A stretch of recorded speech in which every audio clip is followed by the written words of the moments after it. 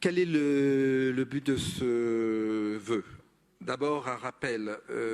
À ce jour, les populations du Haut-Karabakh subissent un blocus criminel de la part de l'Azerbaïdjan et appellent à l'aide. Ce ne sont pas moins de 120 000 personnes qui sont coupées du reste du monde depuis décembre 2002 dans le corridor de la Chine, dont la survie dépend de rares convois.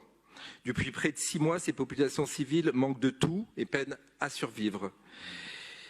Répondre ainsi à cette demande de cet allié historique. Je rappelle que nous avons ici, dans le Conseil de Paris, nous étions la première collectivité à nous mobiliser, à demander au gouvernement français la reconnaissance de l'Arzar.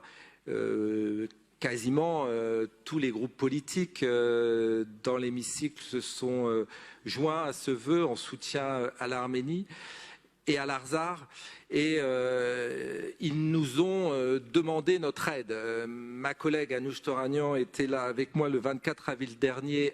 Nous avions organisé ici une table ronde qu'elle animait, en soutien à l'Arménie lors des commémorations du génocide arménien, en présence des présidents du Conseil des coordinations des organisations arméniennes.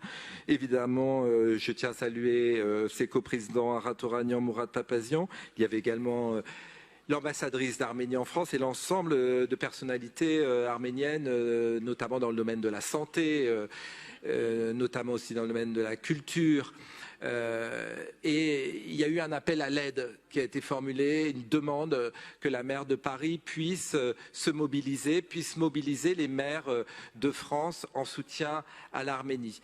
Ce soutien, évidemment, c'est une mobilisation générale des maires de toute sensibilité politique, à l'exception de l'extrême droite, que la maire mobilisera pour l'envoi de ce convoi humanitaire aux portes du corridor de la Chine, puisque, comme vous le savez, on est interdit d'y rentrer.